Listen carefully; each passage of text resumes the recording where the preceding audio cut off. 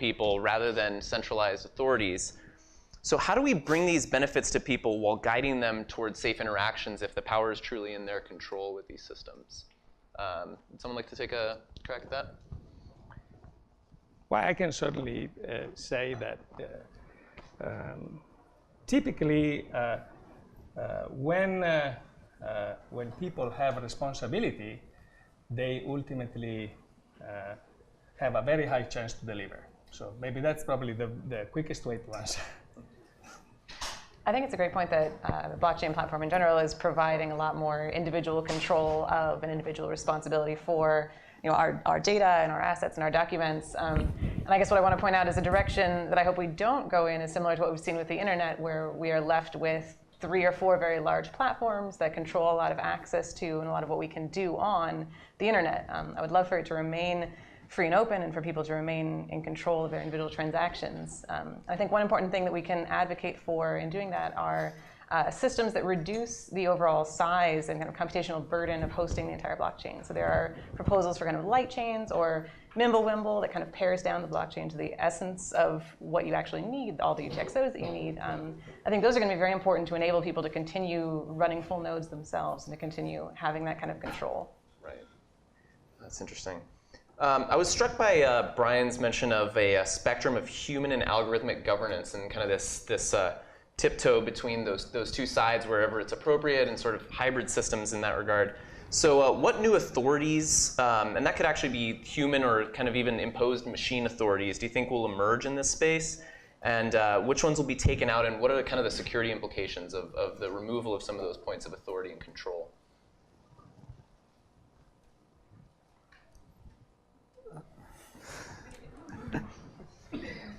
So you mean kind of hybrid model that has been presented where you have authority. I think it's as I present. I mean, from my own perspective, as I said, from the security of blockchain regarding network, we need still of governance to be sure, for instance, that to guarantee some properties of the networking. For instance, just the example of the mining pool or the distribution of nodes.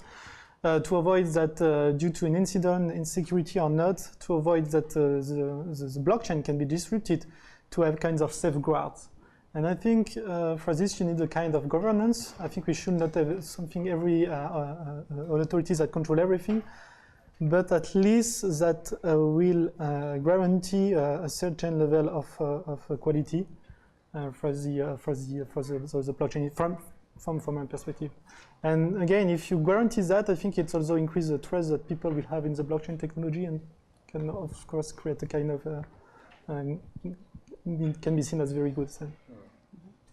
One thing I've thought of is there have to be, I think at some level, if people are entering into these systems and they're truly kind of more peer-to-peer, there have to be some translators for helping people understand what they're getting themselves into. Do you imagine kind of the emergence of a new combination like computer security and kind of legal advisor to help people understand what those implications are and sort of what those complex interactions might look like that they're getting themselves into? I think there's definitely room for lawmakers and for policymakers to try to educate the public. There's a couple of law firms that we work with who have kind of cornered the market on new blockchain products and advising companies that want to have an ICO. And so that's a very important mode of education, I think, for people who maybe aren't coders or aren't technically minded, but to go into in terms of advising policy. Right. I also get the sense that at some level they might have to kind of reach out to community groups or even like local groups to help people kind of at that educational level understand, this is what it means to actually secure your own things. Here's some tools. Like we've seen, what is it, Crypto Harlem, one of these kind of meetups for actually enhancing that kind of on-the-ground security aspect. I think that's super important. One point that I wanted to make that security is ultimately about risk management. So I don't think the issue is so much about teaching security, but it's to make people more sensitive about the fact that there are risks in everything that they do. Mm-hmm. And cybersecurity is in a way one of the components into the whole picture. Right. And certainly if all these things are all these actions and all the repercussions are auditable, maybe that might give people a more granular sense of what those impacts could really be. But one thing that was interesting to me, so I know that we mentioned the DAO hack before, and it was a spectacular explosion that really kind of woke people up to the security implications of these things. What was really interesting about it, though, was that it wasn't, it was a bug in the technical sense, but it actually, when you think about smart contracts and even the way that the DAO was proposed as, the code is law and law is code, like this is the ultimate interaction, what you're getting yourself into is the thing that you're agreeing to.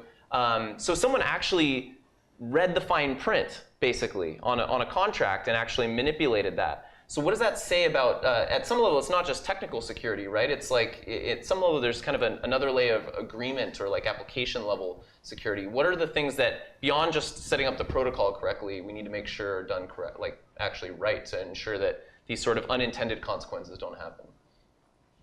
I think issues of governance are very important. Kind of one of the things that concerns me about Bitcoin, what I found interesting about the DAO is that immediately after that happened, people turned to Vitalik Buterin and kind of say, well, what should we do about it? As though he were king of Ethereum, which, as the creator, he holds a lot of sway, but technically Ethereum is also decentralized and relies on the opinions of miners to decide what to do.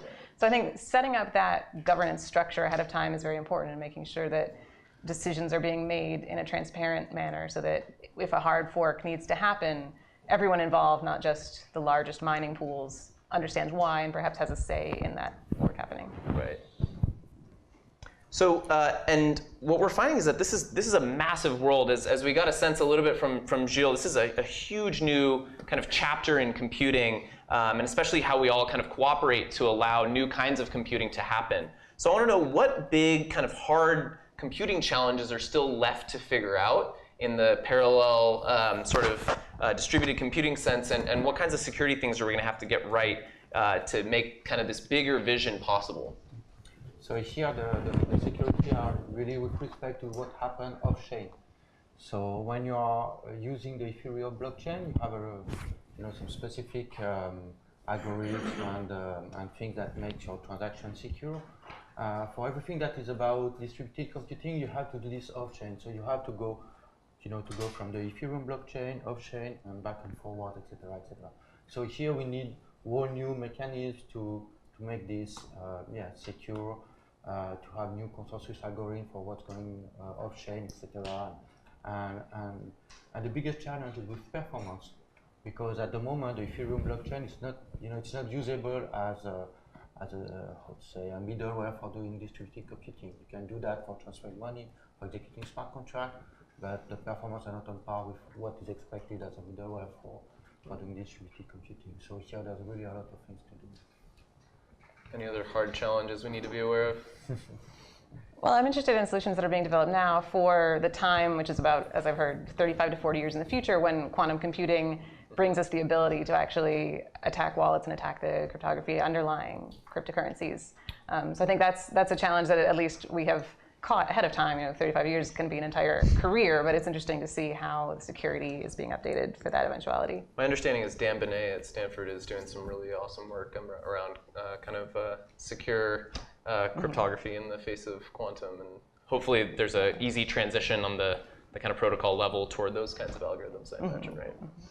Well, So I wanted to make a point that maybe certainly there are computing challenges, but another factor to consider is the time that it will take to solve the computing challenges. For instance, you brought up quantum computing, but maybe in the time frame in which quantum computing becomes practical, becomes deployed, then maybe society will have evolved to accept, the smart contracts or to accept these rules in a different way. And so maybe the need is not going to be there.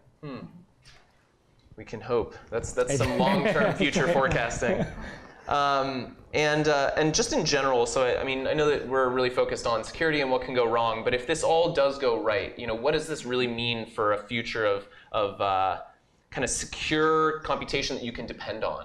This global system, like what can we now do, or what will we be able to achieve as a society if this actually does go well?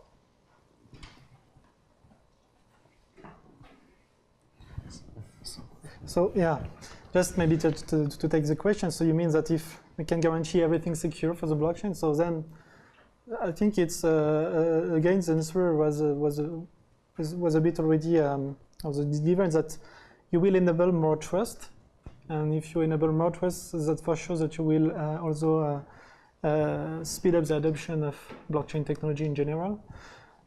And I think that from my perspective of the networking community, again, I think we have a really big challenge regarding the trust we have, because we have been used to a very strong trust relation. And so currently, if you, as I said, it's really still in infancy. Talking about blockchain for kind of network management operation it's not really accepted, because we don't have really, as you say, you have these bugs and so on. So you can imagine that you will run a router maybe and you have a bug, and so currently we cannot imagine to use it. If you're able to say that it's 100% secure, that will help. But of course, I think we'll never reach this point. That's the problem, in my opinion. So we can do the best, and we have to do the best to make things the most as secure as we can, but we'll never be able to everything secure, whatever technology is. Gilles, when you go to bed at night, what do you kind of dream will happen if your stuff goes well? I think it's interesting because it enables really new form of businesses. It's much easier to have different businesses cooperating through those smart contracts. And for example, you can very well imagine one doing data storage, one doing I don't know, whatever, computation, etc. And the blockchain makes this it's very simple for all those different business logic to cooperate, and you can.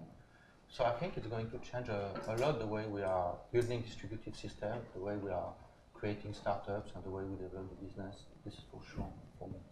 Awesome. So we have about 5 minutes for audience questions. I'd love to hear from all of you and see what you're scared of or excited for.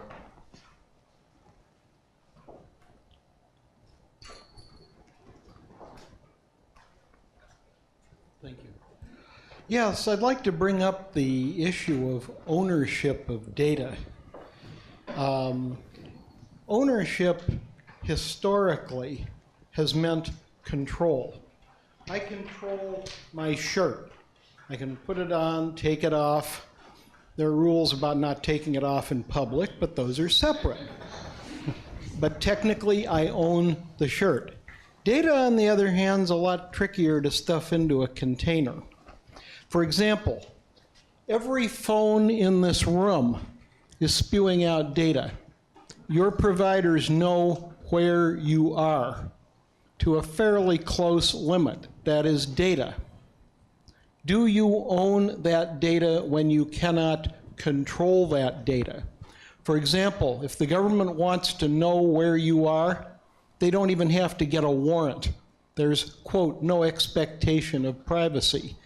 This is an issue that's going to be hitting us more and more, and it's going to be critical to the idea of a data exchange, to whether or not the idea of a data exchange economy can be made to work. How would you address this, please? If I could just start on that. So what's been really exciting for me is some of the innovations that are happening in kind of like zero knowledge proof technology and homomorphic encryption, a lot of these kind of cryptographic tools that let you prove things with data without ever having to divulge it.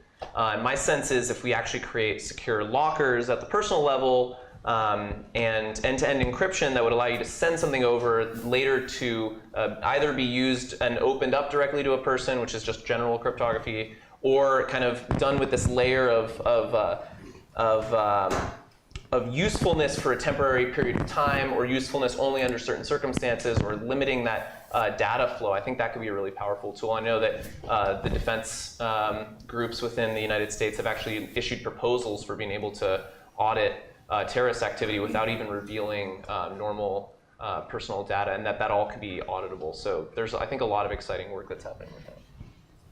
Well, I have a slightly different view, following what I was saying before. That, but in a way, I think ultimately it's practically impossible to secure data or to guarantee the perfect security, and so I think that we should start probably thinking more towards the model of where data is used, and And as it is used, there are consequences to its use, which could be I had in a smart contract decided that some type of data, if it gets used, is going to provide money back to me. And if it does get used, it gets money back. Or if it specifies that in case it gets used without my permission, then there are some other consequences. So I think that we should be thinking about that model as well. Can we take one more question?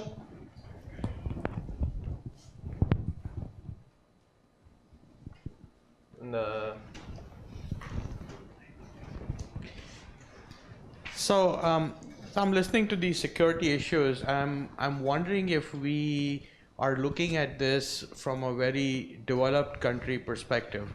Because if you look at the situation with infrastructure and security in emerging nations like India or China or stuff like that, right?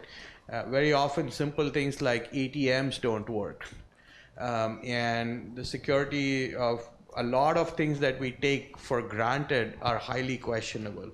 So since this sort of the broader context of today's symposium is about social good, and obviously for financial transactions and medical things and things like that, security is very important.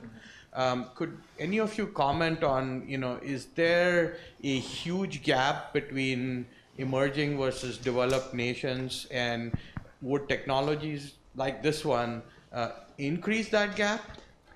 My sense is that there's a bit of and I hate using this term, but I'll just use it for the sake of ease, but like a leapfrog effect that could happen here, because like at least in places like Kenya, where people are comfortable with using their SIM card as kind of their identity, like there's an expectation that is their identity, that's what they should protect and make use of. So there are people who are used to using these kinds of like different sources of identification to actually manage services and manage their own identity and everything. So I sense that other people might be more comfortable with these new models of identity-less systems or identity minimizing or identity tokenized systems, whereas in the US we're really kind of reliant upon our driver's licenses and kind of formal institutional models of security and identity and stuff. So there might be an opportunity for other kinds of models, other systems to emerge from those areas that are more locally useful and perhaps protect privacy better. Yeah, there are definitely applications for blockchain to avoid corruption. And it may even be the case that it's easier for residents of countries that are underdeveloped to adopt this type of system, because whereas we would find it sort of arduous to use Bitcoin to buy a cup of coffee or to buy an apple, the types of wait times for a population that is already unbanked may be perfectly reasonable. There's also a great application of cryptocurrencies for rebuilding economies. So when we do development activity and we actually bring in palletfuls or plane loads of cash, that tends to disappear. It tends to end up in basements, or it tends to be kind of filtered away. And if we're able to instead use a cryptocurrency for that, we can much more easily track where that funding goes and see less loss to corruption. Sorry, just a slight comment. Yes, I fully agree with what you say. Just from my perspective, the risk you have from emerging countries, usually they are also less connected regarding internet topology. So they are more prone to be, let's say, attacked. You can more easily hijack the network routing, for instance. So if you want to use a kind of cryptocurrencies, then you can also imagine that the political power in place can also easily decide to shut down. So I think that's actually all the time we have for questions, but I encourage you all to reach out to this fabulous panel afterwards and ask any questions that you still have lingering. Thank you so much for joining. Appreciate it.